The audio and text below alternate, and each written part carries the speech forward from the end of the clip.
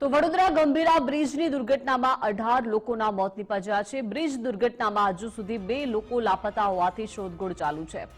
ઘટનાના ત્રીજા દિવસે પણ સતત રેસ્ક્યુની કામગીરી યથાવત છે। નદીમાં ખૂંપી ગયેલા ટ્રક નીચે કેટલાક લોકો દબાયાની આશંકા છે।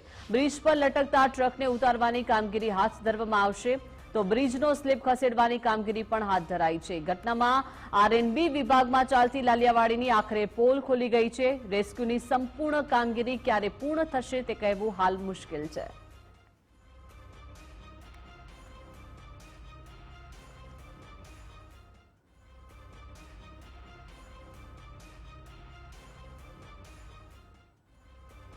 તો ગંભીરા બ્રિજ દુર્ઘટના બાદ તંત્રની તપાસ તેજ બની છે અને કેબિનેટ મંત્રી ઋષિકેશ પટેલે બ્રિજની મુલાકાત લીધી છે। દુર્ઘટના સ્થળ પર ઋષિકેશ પટેલ પહોંચ્યા છે। ગંભીરા બ્રિજ પર હાલની પરિસ્થિતિનો તાગ મેળવાઈ રહ્યો છે। મંત્રી ઋષિકેશ પટેલે રેસ્ક્યુ કામગીરીનું નિરીક્ષણ કર્યું છે। દુર્ઘટના સ્થળની મુલાકાત બાદ મંત્રી ઋષિકેશ પટેલે નિવેદન આપ્યું છે। કહ્યું છે કે રેસ્ક્યુ કામગીરી પૂરી થતાં જ સ્થળની તેઓ મુલાકાત લીધી છે। વ્યવસ્થા ન ખોરવાય તે માટે લોકોને આવવાનું ટાળ્યું હતું। મહત્વનું છે કે મૃતદેહ બહાર કાઢવાની કામગીરી ચાલી રહી છે। બ્રિજને લઈને રજૂઆતો મળી હતી અને હવે ઋષિકેશ પટેલ સ્થળની મુલાકાતે પહોંચ્યા છે। તમામ રેસ્ક્યુની કામગીરીનું નિરીક્ષણ કરી રહ્યા છે। આખી દુર્ઘટના કઈ રીતે સર્જાઈ તે પરિસ્થિતિનો તાગ મેળવી રહ્યા છે। ગંભીરા બ્રિજ પર હાલની પરિસ્થિતિનો તાગ મેળવવા માટે ઋષિકેશ પટેલ પહોંચ્યા છે અને તમામ રેસ્ક્યુની કામગીરી તેઓ નિહાળી રહ્યા છે। મહત્વનું છે કે ઘટનાના 3 દિવસ વીતી ગયા છે પરંતુ ઋષિકેશ પટેલ અત્યારે સ્થળની મુલાકાતે પહોંચ્યા છે। સુરક્ષા બંદોબસ્ત પણ જોઈ શકાય છે। ત્યારે સવાલ થઈ રહ્યો છે કે જ્યારે દુર્ઘટના સ્થળની મુલાકાત લેવામાં આવી રહી છે ત્યારે આટલું બધું સુરક્ષા બંદોબસ્તની શું જરૂર છે? આખરે કેમ આ બંદોબસ્તની જરૂર છે? શું લોકો રજૂઆત કરવા માટે ઋષિકેશ પટેલ સુધી ન પહોંચી શકે તે માટે આટલું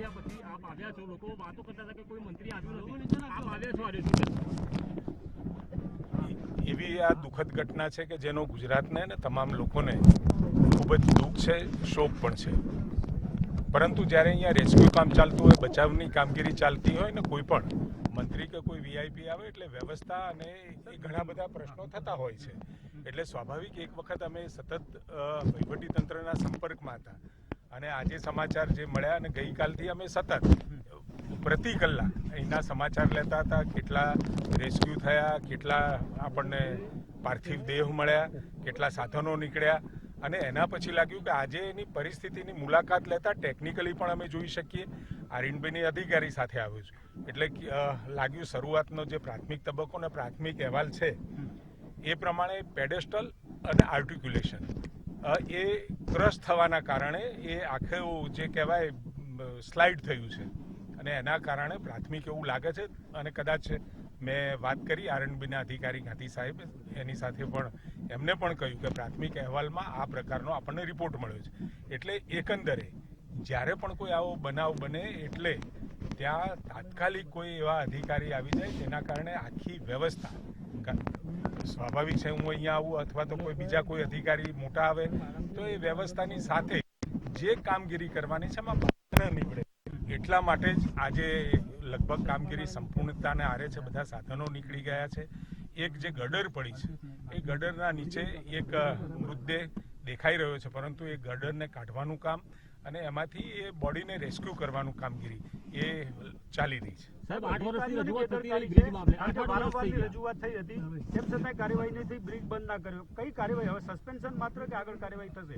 સ્વાભાવિક છે, તમે જે વાત કરી કે વિડીયો છે કે લેખિત રજૂઆતોના આધારે જે એને મેન્ટેનન્સ કરવું હતું એ મેન્ટેનન્સ પણ થયું હતું પરંતુ કેટલાક કારણોસર અને જે વાઇબ્રેશન ધ્રુજારીનો જે રિપોર્ટ હતો એ પણ 2025માં એ નોંધ્યો હતો પરંતુ આજે તમે સસ્પેન્શન જોઈ રહ્યા છો એટલે ક્યાંક જે અધિકારીઓની ચૂક થઈ છે એ અધિકારીઓની ચૂકના કારણે પ્રાથમિક તબક્કે જે આપણને અહેવાલ મળ્યો છે એ અહેવાલના આધારે તાત્કાલિક સસ્પેન્ડ કર્યા છે અને લગભગ 30 દિવસની અંદર આખી તપાસ પૂરી થઈ।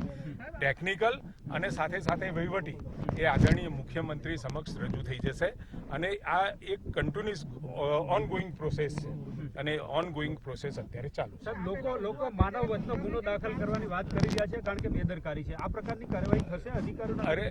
અરે ભાઈ, જે મેં કહ્યું કે પ્રાથમિક દ્રષ્ટિએ જ્યાં બેદરકારી લાગે છે, સસ્પેન્શન કર્યું છે, એની ખાતાકીય કાર્યવાહી પણ થશે અને સાથે સાથે એમાં જે બેદરકારી અથવા તો જે પ્રકારના પગલાં લેવાવા જોઈતા હતા એ નથી લેવાયા, તો એના અંદર જે પણ કોઈ પ્રકારની કામગીરી કરવાની થશે સરકાર ચોક્કસ કરશે.